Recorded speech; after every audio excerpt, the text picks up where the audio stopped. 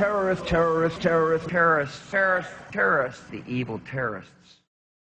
Terrorism. The words are hypnotically repeated.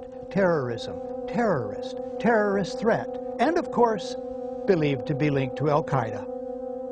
But it's the so-called war on terrorism that's in our faces practically 24/7 as the inescapable focus of our existence. One day, our grandchildren will look back on this time and ask, how was the war on terror won?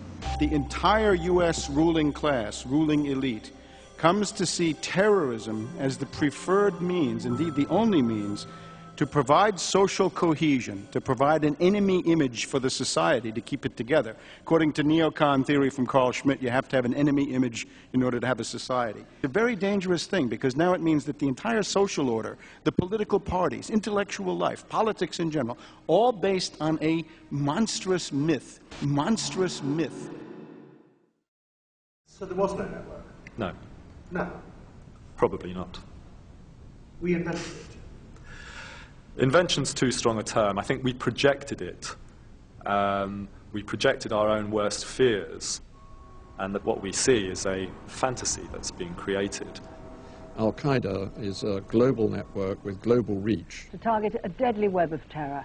The idea, which is critical to the FBI's prosecution, that bin Laden ran a coherent organization with operatives and cells all around the world, of which you could be a member, is a myth. There is no Al-Qaeda organization. There is no international network with a leader, with cadres who will unquestioningly obey orders, with tentacles that stretch out to sleeper cells in America, in Africa, in Europe. That idea of a coherent, structured terrorist network with an organized capability simply does not exist.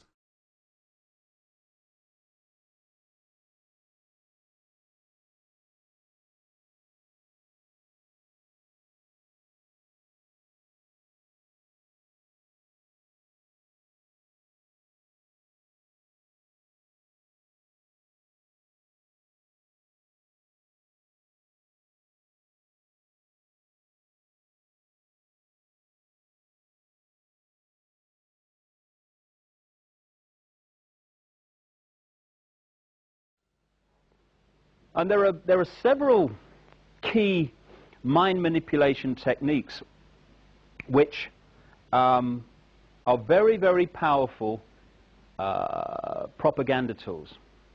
The most effective and the most powerful, and it's used on us all the time, is something I call problem, reaction, solution. It's a cracker, this one.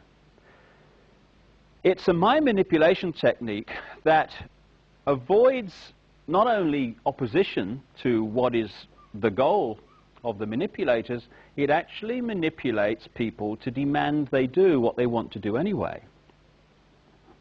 And it's happening all the time.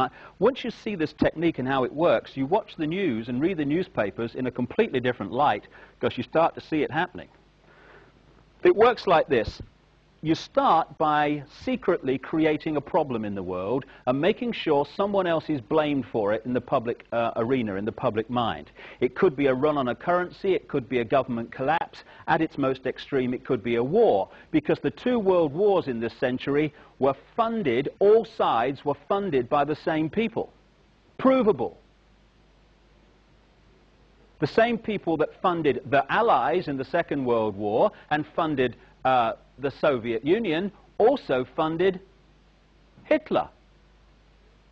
Why would they do that? Why would someone want to fund all sides in a war? What is good is a war? Well, first of all, on one level, it makes vast amounts of money if you're lending money to all sides and you're also selling them lots of arms and all that stuff. But the fundamental reason for a war is to change the nature of post-war society. And what we saw in the First World War and the Second World War were massive global examples of problem, reaction, solution, which work like this.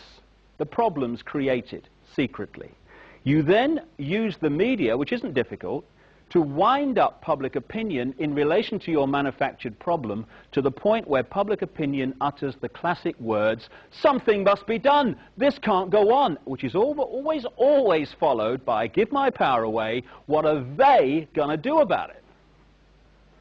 And at that point, those who created the problem and got someone else to be blamed for it wound up that public reaction, then openly, in the public arena, in the parliaments of the world, in the newspapers and on the television, offer the solutions to the problems they have created. And in doing so, they get vast numbers of people to demand what they want to do anyway. For instance, if you want more cameras in the streets, crikey, they're going up all over the place in Britain. If you want more cameras in the streets, you want a more armed police force, you want more authoritarian laws, greater erosions of freedom, and you want the public to demand you do it, then get the public frightened of crime. Either let society break down so there is more crime, or emphasize crime to be worse than it really is in some areas. Get people frightened, and the first thing people do when they're in fear about something is they look for someone out there to protect them from what they're frightened of. So, get people frightened that they're going to be burgled, get people frightened they're going to be mugged in the street, and they'll demand you take the freedoms away. They'll demand cameras in the streets and more authoritarian laws.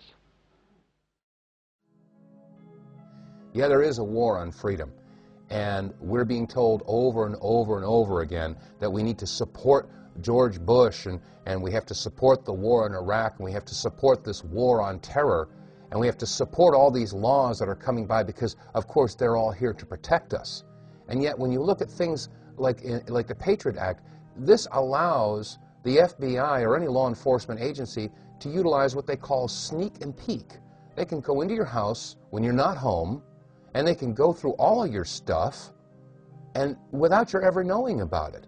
How is this protecting your rights? That's just one example where we get to think we're free. You know, on the patriotic holidays, we all break out our flags and we wave them around and we sing patriotic songs like I'm proud to be American or I get to think I'm free. We have a program known as Echelon, where they listen to every telephone call, every email, record every fax here in the United States. And all of this is done by computers. All of these messages are kept indefinitely on computer disks. What the American people must understand is that the massive amounts of money we're spending on defense is not to protect America, but ultimately to be used to control the American population as we move from freedom to fascism. Currently in the United States, unannounced to most brainwashed Americans, your home can be searched without a warrant, without you being home. You can in turn be arrested with no charges revealed to you, detained indefinitely with no access to a lawyer, and legally tortured, all under the suspicion that you might be a terrorist.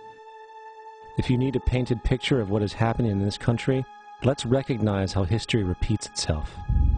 In February 1933, Hitler staged a false flag attack, burning down his own German parliament building, the Reichstag, and blamed it on communist terrorists. In the next few weeks, he passed the Enabling Act, which completely eradicated the German Constitution, destroying people's liberties. He then led a series of preemptive wars, all justified to the German people as necessary to maintaining homeland security.